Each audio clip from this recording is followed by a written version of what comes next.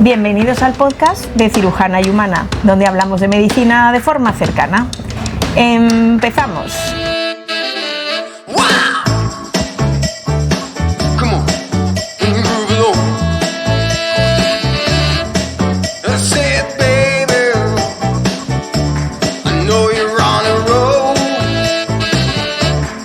Hoy vamos a hablar de una parte fundamental en la medicina, una parte imprescindible, un eje, un pilar, una de las partes más importantes y con la que más nos enfrentamos y nos apoyamos día a día por proximidad, tanto los médicos como los pacientes. Es el punto en común que tenemos tanto de un lado como del otro, médicos y pacientes. Es el eje central sobre el que giramos todos y es la enfermería. Para hablar sobre enfermería tenemos la suerte de contar con un invitado excepcional y gran amigo, David Pérez. Bienvenido, David. Muchas gracias, Miguel. David, ya sabes que nos gusta en nuestro podcast que os presentéis. David, eres enfermero o enfermera, ahora nos lo explicarás, cómo os gusta que os llamemos, y explícanos quién eres y qué haces y dónde trabajas. Pues yo soy enfermero o enfermera, da lo mismo. El tema es una profesión eminentemente femenina, pero bueno, ahí estamos también los hombres también aportando. Y en principio soy, diplomado en enfermería y en fisioterapia, especializado desde hace muchos años en heridas y bueno, actualmente también profesor de la universidad en grado de enfermería. Y sobre todo pues a nivel asociativo pues estoy en varias asociaciones, ¿no? Presido la Asociación de Enfermería Vascular y Herida española, una asociación a nivel nacional. La Sociedad Española de Herida pues también estoy en junta directiva, y aparte a nivel europeo pues estoy también en IUMA, ¿no? En una asociación a nivel europeo también relacionada con heridas, con mi tema. Casi nada, ¿eh? O sea que aquí tenemos una eminencia, tenemos muchísima suerte de contar hoy contigo, porque eres un referente mundial en heridas y en otras cosas, pero sobre todo en heridas, y estamos muy contentos de tenerte aquí.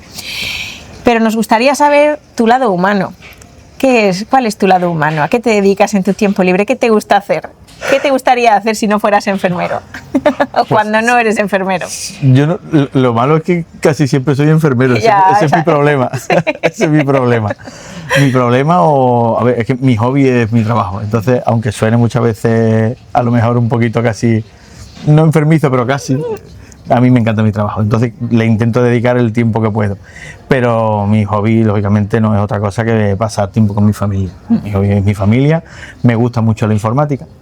Soy muy técnico, muy tecnológico. Me gustan todas las tecnologías. Jugueteo con inteligencias artificiales, programando redes neuronales, haciendo cositas, pero pinito a poco nivel. Y después la música. Me gusta la música también. ¿Alguna en especial? No, me gusta hacer música. Hacer música, sí, no escuchar música. Toco instrumentos. Muy bien. ¿Qué instrumento tocas? Algunos de ellos. Toco unos cuantos. Por afición, Muy bien. Por gusto. Muy bien. Oye, qué interesante. Siempre me gusta mucho conocer vuestro lado humano, porque nos da una perspectiva un poquito distinta a lo que estamos acostumbrados pues a nivel laboral o cuando los pacientes van a verte. Vamos a empezar por el principio. ¿Por qué enfermería? ¿Por qué enfermería? Pues vamos a ver, si nos ponemos a mirar desde los inicios, enfermería lo hice porque realmente era lo que tenía más a mano. A mí el mundo sanitario es una cosa que me gustaba mucho, me atraía mucho. No tengo ningún antecedente en la familia, pero me gustaba mucho. Me atraía mucho ayudar, me atraía mucho la parte sanitaria. Pero mi familia pues no me podía permitir estudiar medicina. La nota tenía para entrar en medicina, pero no podía. Hice enfermería. Y la verdad es que no me arrepiento para nada. Es una profesión que es muy bonita, que puedes hacer muchísimas cosas por la familia y por las personas, y actualmente me siento feliz como enfermero. Fíjate que es curioso a nivel de la población, a nivel pues de las personas de a pie normales. Enfermería hay por todas partes. Me explico. Tú vas al hospital y están los enfermeros. Tú vas al centro de salud y están los enfermeros. Tú vas al centro de lo que sea, de prevención, ahí están los enfermeros. Es decir, son un pilar tan importante en la atención sanitaria, por lo menos en nuestro país, y yo creo que también a nivel de todos los países, pues más o menos de nuestro entorno, y de no nuestro entorno, que enfermería tiene un papel fundamental en muchas cosas. Como tú has vivido en distintos ámbitos, el ámbito hospitalario, ahora ves la enfermería desde otro punto de vista, más de tú a tú y más próximo con los pacientes, cuéntanos un poco qué diferencias o qué papeles tiene un enfermero, por ejemplo, a nivel hospitalario, qué papel puede tener en tu trabajo de ahora a nivel pues más local o de forma diferente, no una cosa tan aguda como puede ser un hospital. Cuéntanos qué papeles tiene un enfermero en cada uno de los ámbitos. Pues yo creo que si por algo se caracteriza la enfermería es porque está en todos los ambientes, en todas las edades, desde que nace hasta que fallece el paciente. De manera que tenemos la posibilidad y somos afortunados desde ese punto de vista, tenemos esa fortuna de poder acompañar a la persona desde que nace hasta que muere. Y yo creo que eso es lo bueno, independientemente del ambiente. El ambiente lo único que te da es pues la manera de atender lo que sucede en esa parte de la vida del paciente. Pero el hecho de acompañar siempre a ese paciente en todo momento es algo que enriquece mucho la profesión, ¿no? Y el hecho de trabajar en uno o en otro sitio, lo único que te va a dar es la característica de apoyar al paciente, ayudarlo, informarlo, cuidarlo, escucharlo, estar con él. Muchas veces pues acompañarlo en momentos felices, en momentos no tan felices, y sobre todo la parte también de acompañamiento a la familia. Muchas veces no solamente el paciente, sino también cuidar a la familia. Fíjate que eso me llama mucho la atención, que muchas veces yo en el hospital donde trabajo, muchas veces vas primero al enfermero o a la enfermera que lleva a ese paciente a preguntarle algo que tú no sabes, porque el enfermero pasa mucho más tiempo con los pacientes y con su familia, con su entorno, que nosotros. Y fíjate qué importante es a veces. Te cambia la perspectiva que puedes tener como médico, que a lo mejor vas a hacer una cosa mucho más limitada y más puntual. En tu trabajo actual, cuéntanos, ¿qué es lo que haces? Pues yo actualmente desempeño mis funciones como enfermero de práctica avanzada en heridas crónicas complejas. Mi función es en atención primaria, trabajo en un distrito pues que yo creo que es uno de los más grandes de Andalucía. Tenemos aproximadamente pues 1 millón de personas de población. Toda el área, tenemos 6 hospitales de referencia y aproximadamente entre centros de salud y consultorio aproximadamente unos 55. De manera que no te aburres. No nos aburrimos. No nos aburrimos. Y yo creo que eso es lo que me tiene más enganchado, el hecho de que cada día el trabajo es diferente. Cada día tratamos problemáticas diferentes, con pacientes diferentes, con vidas diferentes, con entornos diferentes totalmente. Lo mismo entorno ciudad que entorno rural, porque tenemos mucha parte de entorno rural. Entonces es algo que es muy interesante, ¿no? Y me dedico exclusivamente a las heridas. La figura de enfermero de práctica avanzada tiene muchas funciones: función de investigación, función docente, de gestión y sobre todo función de consultoría. De manera que nos derivan pues los casos más complejos, ¿no?, que se puedan encontrar en la atención primaria. Vamos a, como muchas de las personas que nos escuchan no son médicos o no son enfermeros, es decir, es gente que se dedica a otras cosas, muchos de ellos pacientes, pues vamos a hablar un poquito de heridas para pacientes, si te parece bien. Yo creo que esto está guay. Tipos de heridas. A ver, yo soy un paciente que soy diabético. Los pies de los diabéticos. Muchos estarán diciendo, sí, a mí me pasa eso. ¿Qué tienen de peculiar las heridas de los pacientes diabéticos? Las heridas de los pacientes diabéticos, claro, el problema que tiene en realidad el paciente diabético es el hecho de que debido a que, bueno, normalmente pues pacientes que no suelen tener un buen control glucémico, ese mal control glucémico soportado durante año tras año, va a depender mucho a lo mejor del tipo de diabetes, y de la edad en la que comienza, lógicamente, aparte del seguimiento y del control que lleve, esa glucemia mantenida durante mucho tiempo termina haciendo pues problemas, generando problemas, interacciones con ciertas estructuras, de manera que entorpece el funcionamiento del cuerpo, vamos a decirlo así. La inmunidad no funciona tan bien como debería.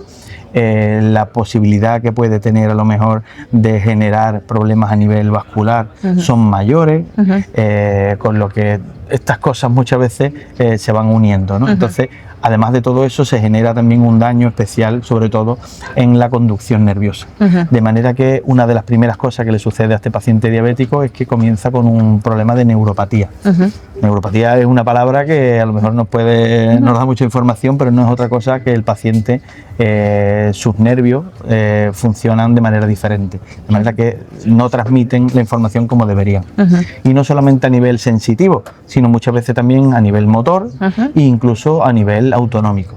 Todo lo que es la sensibilidad que hace que pues, los vasos se contraigan o se dilaten, que se produzca sudor, que se produzca el sebo de la piel, de manera que todo eso lógicamente termina en que, debido a que esa neuropatía llega a dar ese problema tan grande, de manera que el paciente no nota el pie, pues lo mismo que no nota el pie, no nota si sucede una herida, y dado que sucede esa herida, que encima no tiene la sensación de dolor, que es lo que nos protege y lo que hace que nos evitemos de que toquemos más en ese sitio, que nos duele porque hay un daño, además de todo eso se une el hecho de que su circulación no está todo lo bien que debería y su inmunidad no está tan bien como debería, con lo que realmente es un riesgo grande.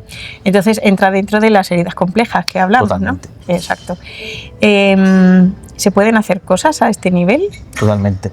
Por ejemplo. Totalmente. La educación diabetológica es básica. El hecho de que el paciente conozca que además de mirarse el azúcar, de hacer ejercicio, de controlar la dieta, de llevar una vida sana, que no sea sedentario, controlar su peso, además de todo eso, una de las cosas que tiene que saber es que tiene que vigilar sus pies y tiene que cuidar sus pies. Y eso tiene que ser desde el momento que se le hace el diagnóstico al paciente. El paciente tiene que saber que los pies lo tiene que cuidar en especial. Eso sería un tipo de heridas complejas. ¿Cómo asesoráis vosotros? Tú has dicho que a veces asesoras.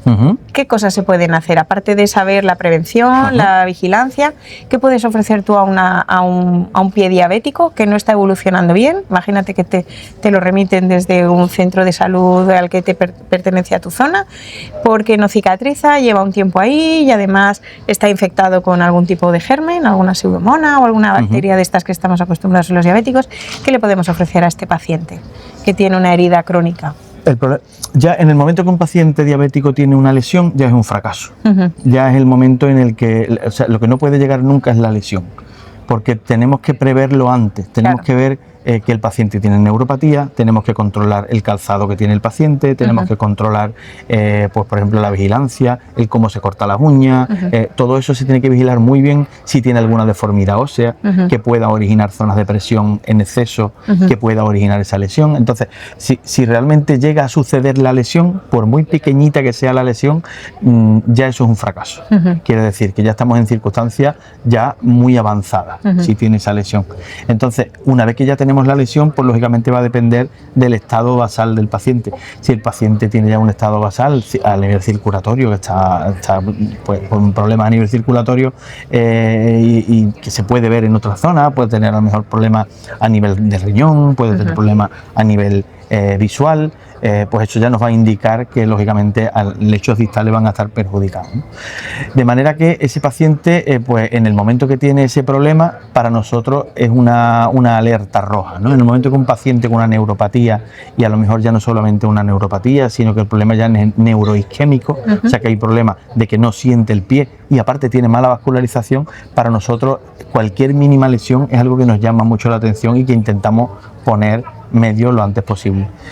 Cuando ya realmente tenemos ese problema, pues muchas veces lo que intentamos es coordinar la ayuda del entorno hospitalario, ¿no? contactamos con especialistas como pueden ser cirujanos vasculares, hay veces que pues traumatólogos para corregir deformidades óseas, endocrinos, muchas veces los necesitamos también cuando hay un mal control que no se puede controlar desde atención primaria, o incluso infectólogos. Hay veces que tratamos directamente con infectólogos porque lógicamente muchas veces hasta la misma los microorganismos que afectan a este tipo de pacientes muchas veces se encuentra que son diferentes, incluso pueden ser un poquito más difíciles de tratar que en otro paciente no diabético. También hacéis un poco también de coordinación, es decir, hacéis la prevención, la enseñanza, que ese trabajo es complicado, es muy complicado. Y yo creo que recae sobre todo el peso en vosotros, en enfermería, porque no sé si en el médico de atención primaria también hace algo de educación, pero yo creo que no, que sobre todo enfermería quien se... En mi ámbito, quien hace ahora mismo educación sanitaria, aunque a lo mejor en la consulta con el médico se pueda comentar algunas cosas, quien hace ahora mismo es enfermería 100%, porque es quien nos dedicamos a hacer lo que es el cribaje del pie diabético, lo que miramos pues qué sensibilidad tiene, si ha tenido ya problemas, cómo se corta la uña, si tiene alguna práctica de riesgo a la hora de cortarse la uña, de andar descalzo, de multitud de cosas, y en el momento que pasamos ciertas escalas y detectamos un riesgo, que puede ser un riesgo medio o alto, nuestra siguiente función no es otra cosa que hacer educación muchas veces individual, o hay veces que hacemos incluso grupos de pacientes y hacemos una educación grupal. Muy bien.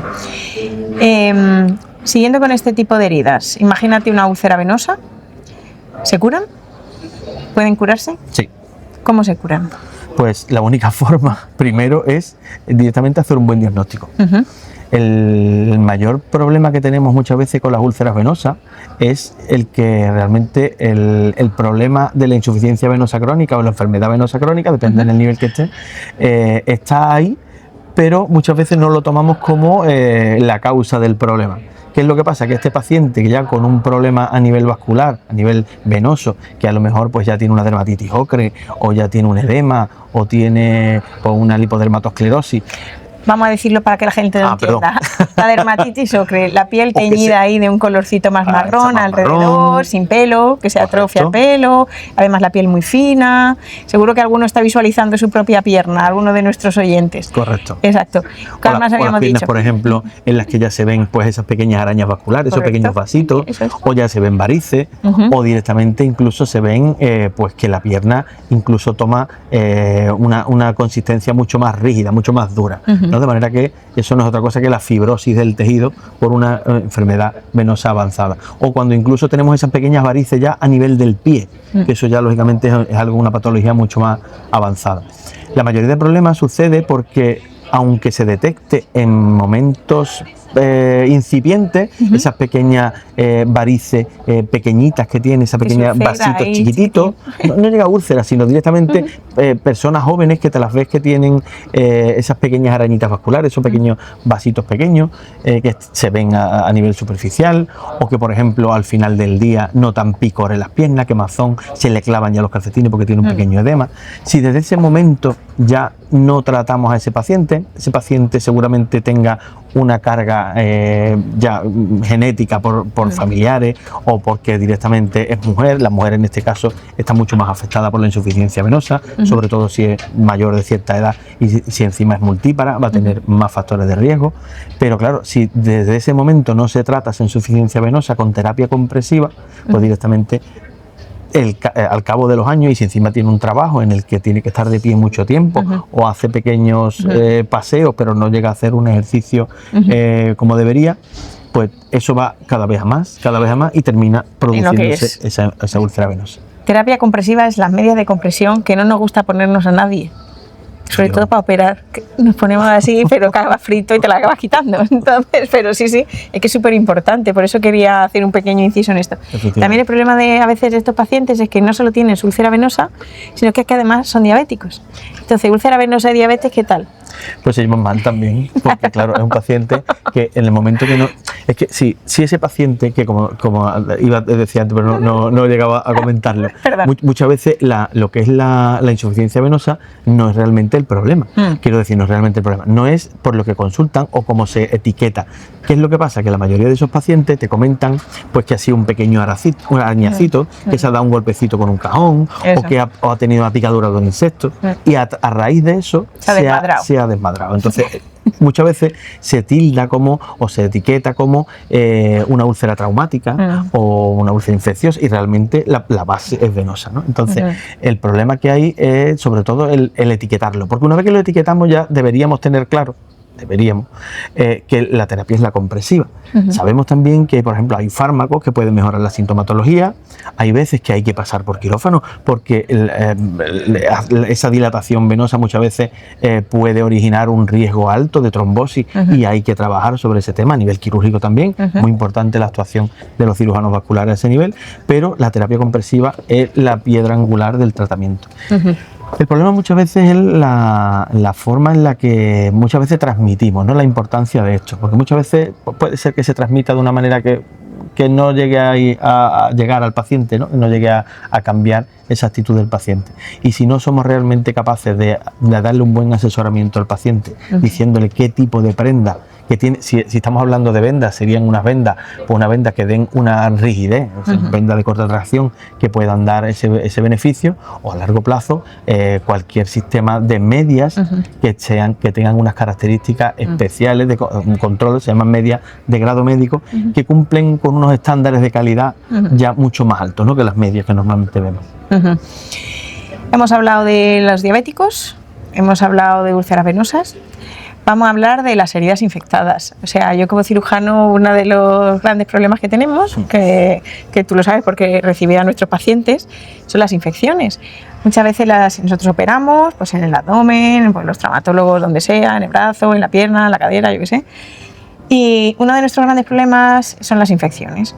Entonces nosotros operamos, a veces no detectamos las infecciones porque ocurren incluso hasta días después de haber sido de alta, incluso 30 días después o cuando sea. Y sois vosotros los que al final veis esas heridas, hacéis las revisiones de los primeros días, quitáis puntos, yo qué sé, si hay que quitarlos. En las infecciones nuestras, infecciones de heridas quirúrgicas, hay distintos tipos. ¿Qué nos puedes contar sobre este tipo de infecciones postquirúrgicas que son ciertamente frecuentes, sobre todo en determinados procesos? Cirugías limpias no, pero por ejemplo, cuando se te operan pues de una peritonitis, de pues yo qué sé, una perforación por algún motivo, por lo menos a nivel nuestro, con cierta frecuencia puede ocurrir. ¿Cómo abordáis a ese paciente que viene recién operado, por ejemplo, de una perforación de un colon, que una diverticulitis se ha perforado? En el hospital lo hemos tratado, se ha ido a casa, en principio parece que bien, sin fiebre, la herida cerrada, llega a tu consulta a los 10 días, por ejemplo, y tú ves ahí algo que no te gusta, un poquito rojo, no sé, cuéntanos a ver, ¿qué te hace sospechar que puede haber una infección y cómo manejas una infección? Desde el principio, una infección fácil, hasta las infecciones complejas, esas ya complicadas que os mandamos del hospital, ya con las heridas abiertas, con terapias de presión negativa. Cuéntanos un poquito todo, cómo funciona, desde lo más sencillo hasta lo más complicado. El paciente sencillo. Desde lo más sencillo, hombre, cuando vemos signos de infección, muchas veces la clave está en realmente ver si es una infección local o si ya está diseminada. Quiero decir, hay veces que podemos ver pues que la herida a lo mejor tiene un pequeño mal olor o tiene a lo mejor pues, un pequeño exudado purulento, pero realmente no hay a lo mejor afectación de tejidos adyacentes. Quiere decir, todo el tejido de alrededor no está rojo, no está caliente, no está endurecido, no tiene los signos típicos de infección, ¿no? De manera que muchas veces el abordaje que se hace hay veces que es muy mejorable, ¿no? Porque muchas veces ante esos pequeños síntomas, pequeños signos, mejor dicho, lo primero que hacemos es intentar tomar un cultivo. Ese cultivo... ¿Pero eso está bien? Está bien dependiendo de las características. Quiero decir, cuando nosotros... ¿Tengo que saber el bicho? Claro, tenemos que saber el bicho, pero una de las cosas que tenemos que saber es que si realmente cuando... El diagnóstico de la infección tiene que ser un diagnóstico clínico, no un diagnóstico microbiológico. Correcto. Entonces, si nosotros tomamos una muestra... Tienes que esperar 5 días. De una herida... Si tomamos una muestra de una herida que solamente tiene signos superficiales y que se pueden tratar con medidas superficiales, con medidas tópicas, como pueden ser pues, el uso de antisépticos, el debridamiento de tejidos desvitalizados que estén a nivel superficial, pues realmente llegan a solucionarse sin tener que tomar antibióticos. ¿Qué es lo que pasa muchas veces? Porque se detectan contaminantes de superficie. Esos contaminantes de superficie, al hacer el cultivo microbiológico y el antibiograma, dan unos resultados, y esos resultados, que normalmente no es el microorganismo que está causando el que está problema. causando el problema, y muchas veces pues el paciente está tomando antibióticos una semana, una tanda, dos tandas, No tiene tres que ver tandas, con el bicho y que no quiere tiene nada matar. que ver con el bicho. Y eso es teniendo la suerte de que se haya tomado un cultivo antes, y si no se han puesto directamente antibióticos de amplio espectro sin sacar cultivo. Eso nos está ocasionando muchos problemas. Tanto es así que el número de resistencia a nivel bacteriano con respecto a heridas que nos estamos encontrando es brutal. De manera que hay antibióticos que ya están dejando de hacer efecto, y cada vez nos cuesta más trabajo abordar las infecciones que nos encontramos. De manera que una de las cosas que tenemos que tener clara es muchas veces cuándo realmente hay que sacar un cultivo y cómo sacarlo. Porque si realmente tenemos que esperar a que haya ya signos alrededor para considerar que ya puede haber una infección que se está diseminando, tampoco nos valdría a lo mejor con un hisopo, o no sería la mejor forma. Quizá coger a nivel cutáneo, de manera estéril, con una técnica de punción aspiración, ese bichillo que es el que está difundiendo por el tejido, es el que realmente nos puede dar una información válida y que realmente nos va a enfocar al microorganismo que tenemos que atacar y cómo tenemos que atacarlo. Vamos a la herida infectada sin necrosis, por ejemplo. Una herida infectada con algo de pus, algo de mal olor, pero tampoco una cosa exagerada. ¿Cómo hacemos una cura de esa herida? Pues muchas veces esa misma, si estamos hablando de heridas quirúrgicas, esa misma herida, lo que está normalmente, la forma en la que da la cara, pues normalmente suele ser por el pequeño exudado que empieza a tener, ¿no? Lógicamente son bordes que están desvitalizados, que muchas veces mantenemos la sutura más tiempo a lo mejor del que deberíamos en ese tipo de lesiones, que muchas veces nos impide hacer un abordaje profundo de esa complicación, hacer un buen lavado, una buena evaluación de la parte más profunda, pero lógicamente va a depender lógicamente del tipo de herida y del grado de afectación que tenga a nivel profundo. La forma normalmente que se suele hacer, pues de alguna manera, es intentar drenar. Muchas veces tenemos que tener cuidado también con esos lavados que se hacen, porque dependiendo de la presión que se hacen esos lavados, hay veces que se separan tejidos que no se deberían separar cuando se hacen lavados a mucha presión. Eso hay que tener mucho cuidado con ello, porque podemos incluso hacer que esos microorganismos vayan más profundo de lo que deberían, ¿no? Y hay veces que hacemos separación de tejido a nivel profundo y sin quererlo o sin saberlo empeoramos la lesión, ¿no? Entonces eso es importante tenerlo en cuenta.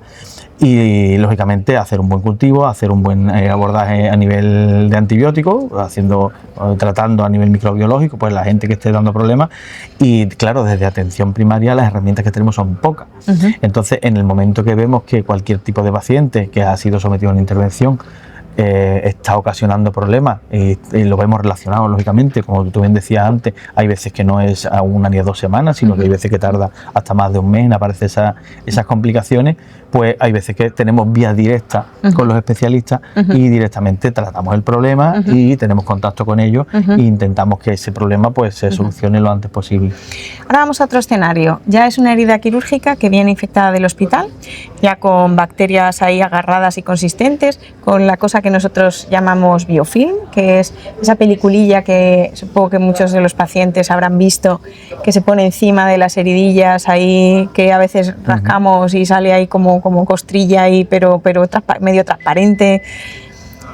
Ese tipo de heridas que ya tienen solera, que ya no son de un día, ¿cómo se curan esas heridas? Porque una de las cosas que a mí siempre me ha asombrado de enfermería es que tenemos 300 tipos de apósitos y cada uno sirve para una cosa, y cómo eliges cada lo que eliges, y así con las cosas más fundamentales, que si uno que sea un hidrocoloide, un no sé cuánto, un no sé qué, ¿cómo elegís el tipo de apósito?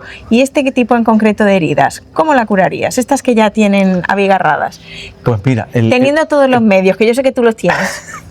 El planteamiento muchas veces del tema del apósito, tú lo has hecho bien, porque muchas veces las primeras consultas que tenemos es: tengo un paciente con estas características, ¿qué apósito le pongo? Correcto. Es el primer problema, y nosotros intentamos alejarnos de ahí totalmente. Muy bien. Porque es que lo primero que el abordaje local, a fin de cuentas, es una de las cosas que dejamos casi como en último lugar. De manera que cuando nosotros ya evaluamos, o cuando nos llegan estos pacientes ya complejos, lo primero que empezamos es hacemos un paso atrás, de manera que vemos el paciente entero.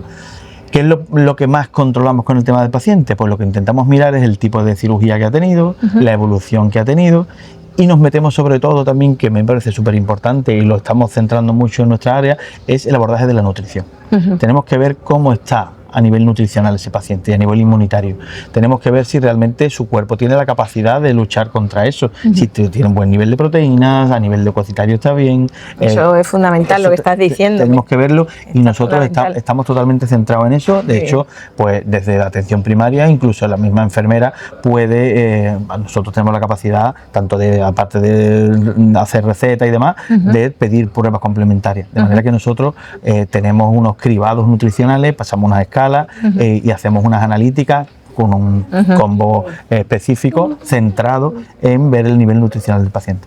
Cuando eso más o menos lo tenemos controlado, vemos que el paciente pues, tiene buenas características, diabetes, miramos el tema de la medicación, hay medicaciones que entorpecen la evolución de las lesiones y si tenemos alguna pues intentamos modificar o intentar modificar junto con su médico de familia, pues a ver cómo podemos abordar ese tema. En el caso de que todo eso esté controlado, pues lógicamente no toca otra cosa que seguir lo que es la metodología que se utiliza en las heridas, que se basa, el más simple por decirlo así, se basa, el primero es en quitar todo el tejido desvitalizado que haya en la herida. Mientras haya tejido desvitalizado, la herida no va a evolucionar bien, se va a tender mucho más a infectarse.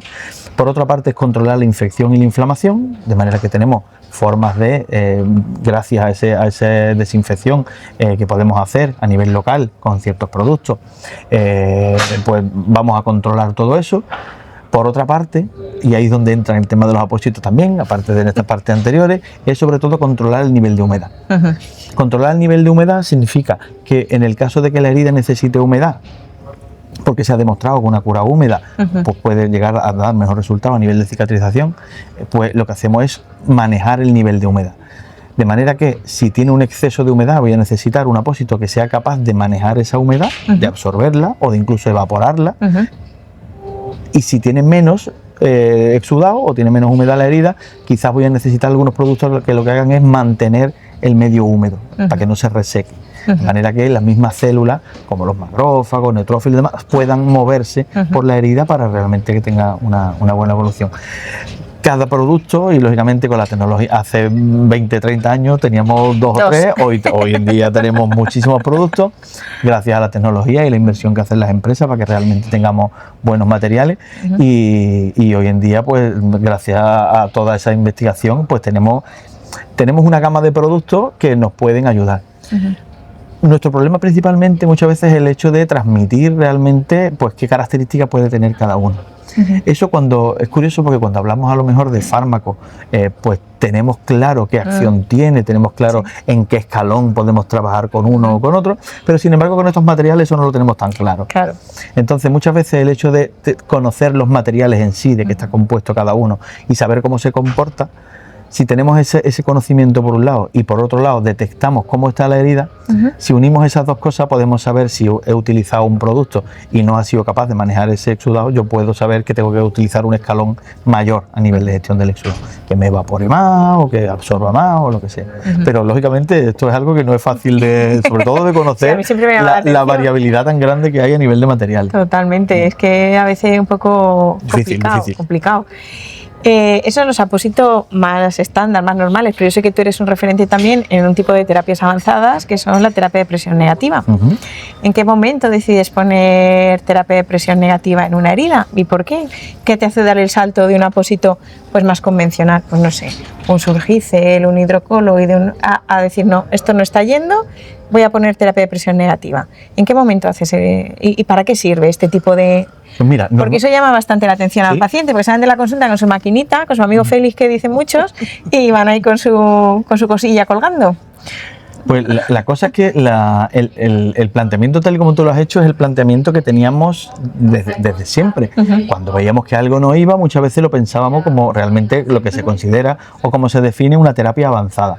Pero ¿qué es lo que pasa? Ahora hemos cambiado, ¿eh? Hoy en día esa terapia avanzada, como hemos avanzado un poco nosotros... terapia primera, casi. Claro. ¿Por qué? Porque estamos viendo que este tipo de terapia realmente nos aporta mucho en muchos tipos de lesiones.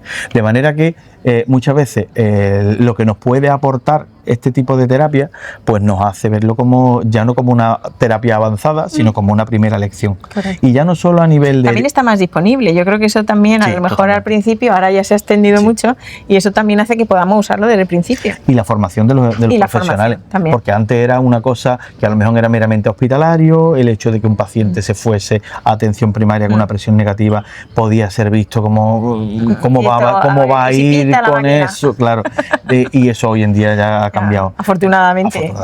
También en nuestra área, la verdad es que el trabajo nos está costando, quiero decir, estamos invirtiendo mucho en formación con respecto a este tipo de terapia, de manera que ya sobre todo los referentes y ya cada vez más profesionales en el área manejan perfectamente la terapia. Esto es muy bueno porque lógicamente es quien realmente va a estar mucho más en contacto. Yo no tengo capacidad de a lo mejor de llevarlos a todos, pero sí por lo menos de ir a poner las primeras veces y que el compañero ya siga esa terapia. Pero volviendo a lo que decías antes, el hecho de ver una herida que tiene capacidad, este dispositivo, que no es otra cosa que una espuma, para los que no conozcan este tipo de terapia, no es otra cosa que una espuma, que muchas veces una espuma o un apósito, depende del grosor, que está un apósito que está conectado, tanto la espuma como el apósito está conectado con una tubuladura, esa tubuladura a una máquina. Se envuelve para que haga vacío. Correcto. Exacto, que tiene que hacer vacío, chupa. Y aspira. Exacto. Correcto. Entonces el hecho de que aspire, pues hace que pues disminuya el edema de la herida, mejora la vascularización, quita ese exudado que pueda estar dando problemas, y a la vez esa aspiración que hace que ese tejido crezca mucho más y cierre la herida, ¿no? Mucho más rápido.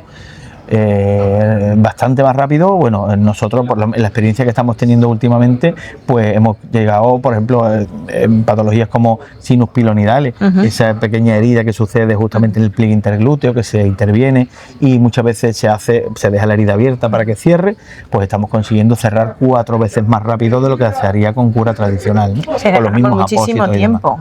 Se gana mucho tiempo y calidad de vida. Porque claro, las curas no son la misma que tener que todos los días el apósito manchado, no sé cuánto. Totalmente. Tienes el apósito pegado, se cambia cada X días en función del tipo de herida, ganas calidad de vida, ganas tiempo, ganas... Y estamos hablando de estar 8 meses con una cura a pasar a mes y medio o 2 meses.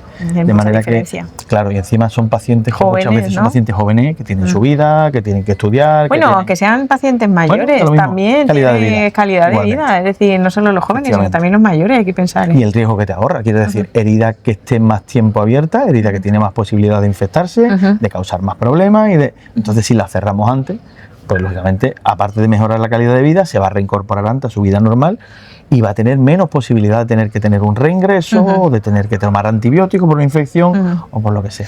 Y además es una cosa muy importante que tú dices, que se maneja a nivel de atención primaria, que no tiene que estar el paciente ingresado, sino que está en su casa, va a sus curas como cuando toca, y eso es importante.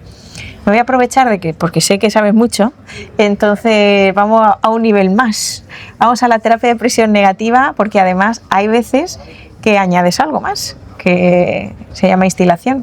Cuéntanos cuándo decides poner instilación en una herida y por qué, aparte de la terapia de presión negativa. Que eso ya es vamos subiendo escalones. Hemos empezado desde el principio hasta... En atención primaria, lógicamente, es algo que aunque se da en menos circunstancias, porque lógicamente el tipo de heridas que a lo mejor vemos en atención primaria a lo mejor no llegan a la complejidad o al momento en el que está cuando está hospitalizado. Pero a fin de cuentas la instilación no es otra cosa que esa misma terapia que poníamos de presión negativa, en el que se hace una máquina que estaba aspirando ese aire y haciendo un vacío, vamos a decirlo así, dentro de la lesión. Pues a lo que le añadimos es la posibilidad de tener otra tubuladura diferente, que lo que hace es que cada cierto tiempo que se configura en la máquina hace que entre líquido dentro de la parte de la herida, y lo que hace es, vamos a decirlo así rápidamente, lo que hace de alguna manera es lavar la herida y ese líquido vuelve a recogerlo la máquina. De manera que lo que estoy consiguiendo ahí no es otra cosa que facilitar la limpieza y la eliminación tanto de exudado como de restos orgánicos, como de restos de bacterias muertas, y estoy quitando todo ese tejido desvitalizado de la lesión. Además, hay algunos dispositivos, esas espumas que pueden ser especiales, que incluso nos pueden ayudar a debridar la lesión, con lo que el hecho de tener este tipo de terapia nos ayuda, por una parte, porque estoy lavando esa lesión, estoy eliminando toda esa. Lo que estoy haciendo también es optimizar mucho más esta terapia, porque si no estuviera eso tendría que quitar todo el apósito, curar esa herida y volverlo a colocar. De manera que el hecho de que se exponga de nuevo a microorganismos pues puede hacer que se infecte y que pueda dar problemas, ¿no? De manera que ese sistema cerrado pues nos ayuda. ¿Qué es lo que instilamos? Pues muchas veces instilamos solamente suero, pero hay veces que se instilan otros productos que nos pueden ayudar incluso a tratar las infecciones en las lesiones, por lo que realmente es una herramienta muy potente. También ganamos tiempo. Totalmente. Mucho más tiempo también, es decir, al final tiempo y calidad de vida somos tiempo. Cuanto más tiempo dispongamos para otras cosas, en vez de para curarnos, más cosas hacemos o podemos hacer. Que las hagamos o no ya es otra cuestión. Hablando de que hemos ido viendo desde las heridas más fáciles hasta terapias que son ya más complejas, como la terapia de presión negativa junto con instilación, que es una cosa pues ya bastante más sofisticada, pero que nos ahorra mucho tiempo. Ahora está súper de moda, se me está viniendo a la cabeza, la inteligencia artificial. Y la inteligencia artificial parece maravillosa para muchas cosas.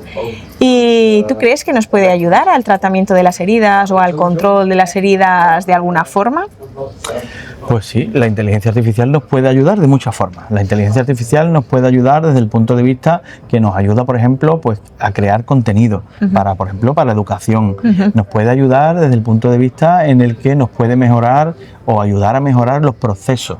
Quiere decir, el hecho de que sea capaz de optimizar esos procesos de manera que se puedan dar mejores resultados con menos pasos. Esa inteligencia artificial nos puede ayudar también a la hora de la gestión, de manera que sea capaz de adelantarse a problemas y de manera que se puedan poner, que la inteligencia artificial es capaz de identificar patrones según lo que va pasando en el paciente y lógicamente nos puede poner la alerta antes de que esté el problema. Pero cuando miramos al respecto de las heridas, ahora mismo se está trabajando mucho en la inteligencia artificial. Cuando hablamos de reconocimiento de imagen, ¿vale? Se hace la foto, esa foto, lógicamente hay un volumen de datos grande a nivel de fotos, se entrena esa inteligencia artificial y esa inteligencia artificial ya es capaz de hacer cosas. Ya es capaz de, por ejemplo, de medir, directamente detectar los bordes de la lesión, es capaz de incluso, dependiendo de los tipos de dispositivos, es capaz ya, empieza a medir volúmenes, empieza a identificar tejidos, a segmentar tipos de tejido por colorimetría y demás. Están entrenándose inteligencias artificiales en eso, de manera que nos puede ayudar muchísimo. Pero el principal problema que tenemos a nivel de realmente tener un beneficio total a la hora de usar la inteligencia artificial no es otro que el que beba de los registros que se hacen de la evolución de las lesiones. Y ahí es donde está el problema. Que no tenemos registros. Que no tenemos registros. Claro. Y los registros que están muchas veces no tienen la calidad que deberían. Ese es un problema grave. Y además muchas veces, claro, cuando tiramos hacia atrás decimos, bueno, a lo mejor es el profesional que no registra. Por una parte, quizás tenga parte de razón eso también. Pero el profesional es el mismo que cura la herida, que ve el paciente, que le hace la educación y todo esto en 5 minutos, señores. Entonces ya me explicarás cómo en 5 minutos curas, diagnosticas, tratas, educas y encima haces un registro. O sea, algo no está funcionando bien ahí.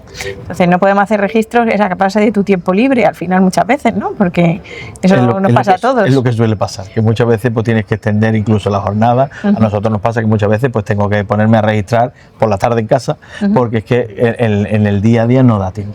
Y no da tiempo por muy bien que te gestiones. O sea, el hecho de hacer un buen registro, por un lado va a depender del tiempo libre que tenga, porque la cantidad o el volumen de pacientes que tenga sea manejable y puedas tener tiempo para registrar, y otra parte importante va a depender del sistema de registro. Quiere decir, si el sistema informático no está optimizado para que haya un buen registro, un registro ágil, un registro que se adapte al tipo de lesión, que no me pida 20.000 datos en una herida simple, sino que realmente se adapte, que me permita añadir fotografía y que sea un registro fuera automático, claro, habría que... Eso sería maravilloso. Eso sería maravilloso, que nos facilitara. Ahí yo sí que veo, ¿ves?, la inteligencia artificial, que nos ayude en los registros, que es la base. Porque lo que no medimos no lo podemos mejorar. No lo vamos a poder optimizar. Entonces, nosotros pensamos ciertas cosas, pero hay que registrarlas y hay que medirlas y cuantificarlas. Y solo así es la base de la mejora. Entonces, esa es la cosa. Entonces, ese problema es importante. Es un problema importante y difícilmente abordable, porque el problema es ese, que claro, si a una inteligencia artificial le das datos de mala calidad, va a ser te va a mala dar, calidad. hay un dicho en inglés que es shit in, shit out, o sea, lo que le da te va a tener. O you can make chicken salad with chicken shit. Pues eso. Pues ese es el problema. Entonces muchas veces también, claro, si te pones a mirar que muchas veces el mismo registro no es interaccionable o no es consultable desde diferentes niveles asistenciales, eso ya es el desastre. Cuando se está haciendo una cura en atención primaria y esos registros no se pueden ver en el hospital y al revés. Son sistemas blindados, porque ya no nos metemos en las comunidades autónomas, ¿sabes? Bueno, eso ya... Eso ya nosotros los españoles, que veraneamos en un lado, te vas al pueblo en el otro, eso ya es ciencia ficción. Es más complicado que irse a otro lado. ¿Qué necesitaríamos para tener buenos registros? Yo lo tengo muy claro, por ejemplo en el hospital. Necesitaríamos personal dedicado a hacer registros. Es que aquí pasa una cosa. Y porque es que, no tenemos tiempo. O sea, es que si somos nosotros los que tenemos que registrar, los que tenemos que tratar al paciente, los que ya que aprovechamos que vemos al paciente, hacemos un auto único y a la vez que le estamos curando la herida, hablamos sobre cómo está llevando su tratamiento de la tensión, miramos una cosa, hablamos de la familia, le preguntamos por el hijo, le miramos los pies, de refilo le miramos las piernas, le miramos... O sea, todo eso intentamos hacerlo. Está muy bien con 2 pacientes en una mañana. Está claro. Pero cuando tienes 5 minutos en la agenda, pues lógicamente la tarea no da. Entonces, el problema es ese. El problema es que están intentando que los sanitarios hagamos el trabajo de todos. Entonces, claro, si realmente queremos tener resultados y queremos tener a nivel de estudios de investigación, necesitamos a alguien que haga ese trabajo. No podemos dedicarnos a todo. Lo mismo que nosotros, a la hora, por ejemplo, de dar cita, pues tenemos que dar cita mismo nosotros a los pacientes. Tenemos que hacer varias cosas, pues a los médicos les pasa exactamente igual. Totalmente, yo creo que estamos todos en el mismo el hecho de tener que hacer informes, que pueden ser un informe solamente, o a lo mejor un justificante de asistencia, el tener que hacer, pues a lo mejor una baja o una alta, que es algo que muchas veces es la continuación de una baja, que es una baja de larga duración. Son un montón de procesos administrativos que nos tienen inmersos en ese trabajo pérdida de tiempo y que para perdemos nosotros. Tiempo, ¿no? Y al final no ves a los pacientes que de verdad te necesitan, no dedicas a lo que de verdad te necesitan. Pues fíjate que esto también es que cada vez somos menos, y es lo que estaba pensando. Ahora estamos aquí en un sitio maravilloso en Ámsterdam rodando este episodio. Y precisamente por este problema, pues yo tengo muchísimos compañeros de promoción y de promociones posteriores que se han ido a toda Europa. Tenemos mogollón que se fueron a Inglaterra, muchos se han ido a Francia, Alemania, hay mucha gente en Países Bajos, en Bélgica tenemos también compañeros. Es decir, por lo menos a nivel médico, y me consta que en enfermería igual, se nos rifan en Europa, se nos rifan. Nos formamos y nos vamos fuera por las condiciones, porque no hay tanto maltrato como tenemos en nuestro país a veces. ¿Qué pasa en tu entorno?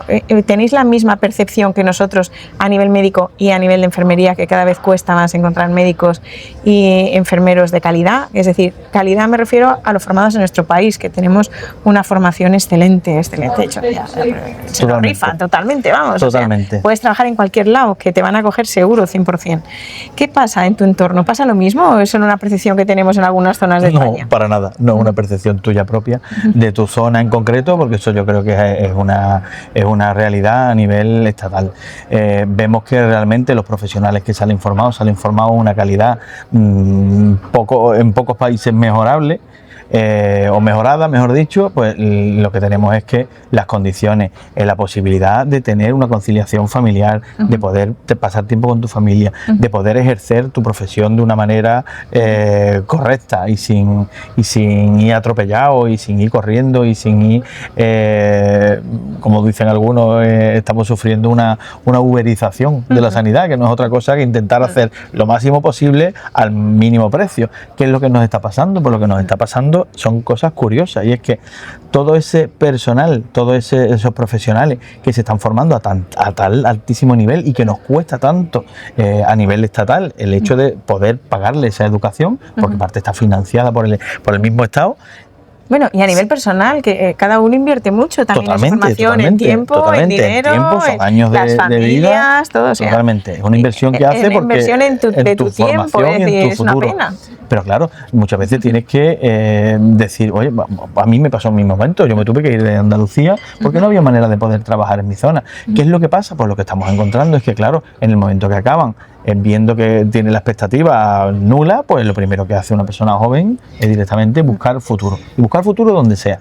Y el problema que estamos teniendo es que, claro, a la gente la saca fuera, empieza a vivir fuera, empieza a ganar pues lo que debe ganar un profesional sanitario formado al nivel que estamos formados mucho, pero claro, el problema es volver a traerte esos profesionales aquí. ¿Y qué nos encontramos? Lo que nos encontramos son anuncios, como estaba apareciendo el otro día en un hospital, que lo que estaban pidiendo realmente eran personas que fuesen extracomunitarios, sin el título homologado, directamente con que tuviese la homologación solamente del título de médico, sin el de especialista, directamente para trabajar como especialista. Eso es una barbaridad. Pues eso son realidades que se están dando. No se puede permitir, o sea. ¿Y quién asume la responsabilidad de ese médico? ¿Quién asume eso? ¿Quién? Pues eso es lo que estamos haciendo, estamos precarizando directamente Pero los pacientes la sanidad pública. Esto no lo saben. Yo creo que no lo saben. Porque es que si realmente supieran lo que se está haciendo con la sanidad y lo que están haciendo con los sanitarios, directamente es que tendrían que salir a la calle continuamente hasta que esto mejorase. Pues sí. O sea, tenemos un problema importante, no podemos hacer nuestro registro como Dios manda porque no tenemos quien los haga, excepto nosotros. Nosotros estamos a 7 cosas muchas veces. Tenemos un problema real de plantillas en nuestro país. Vamos a acabar con un poquito de más optimismo. Hemos visto un poco a través de tu charla pues cómo ha evolucionado la enfermería, yo creo, desde cómo acompaña la enfermería al paciente, pues desde que nace hasta que fallece. Muchos de ellos sois vosotros los que también asistís en los domicilios. Desde una atención pues que estamos más acostumbrados a una atención muy avanzada, como han sido las curas de las heridas. Vamos a hablar un poquito de inteligencia artificial y cómo se puede aplicar en nuestro medio. ¿Hacia dónde vamos? ¿Dónde ves la enfermería en los próximos, no sé, 10 años o 50 años? ¿Hacia dónde vamos a dejarlo un poquito menos? En los próximos 20 años, porque a 50 años vete tú a saber dónde estamos.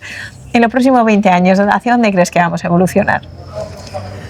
Yo creo que la enfermería, la enfermería ha tenido una evolución en los últimos años, una evolución muy grande desde el punto de vista, ya no desde que empezó a ser universitaria, que esto hace ya pues más de 40 años, sino que lógicamente el acceso a poder acceder al doctorado ha hecho también que a nivel de producción científica ha aumentado mucho y se ha profesionalizado mucho más. Yo creo que siempre ha sido una profesión que ha sido a lo mejor un poco más unida al afán de querer ayudar y al buenismo y demás, y poco a poco se va viendo que realmente es una profesión, es una ciencia, ¿no? Entonces el hecho de que la enfermería esté apostando por la investigación, esté apostando por acceder a puestos de gestión, está dando esa visión y se está demostrando que lógicamente está dando buenos resultados. Cada vez nos dice que realmente en el caso de, por ejemplo, puestos de gestión, pues lo que nos damos cuenta es que muchas veces depende más de la formación del profesional a nivel individual y no por la carrera que tiene, ¿no? Tenemos ejemplos claros de enfermeros que actualmente pues están en puestos de gestión directamente a nivel de gerencia de hospitales, ¿no? Que lógicamente recientemente pues compañeros han tenido pues premios a nivel de gestión por la calidad, ¿no? de la gestión que estás teniendo. Pero más allá de eso, yo creo que a lo que está yendo directamente es a intentar hacer una atención sanitaria mucho más integradora. El hecho de entrar también en política, tenemos ahora mismo a profesionales enfermeros que están ayudando a asesorar o están asesorando directamente a estancias como el Ministerio con vistas al abordaje de la cronicidad, que es algo muy importante y que no se ha estado tratando hasta ahora. El hecho de que este ministerio está intentando darle una vuelta a cómo se está abordando el tema de la cronicidad y de la dependencia, que es un problema que vamos a tener de aquí a unos años por la pirámide poblacional.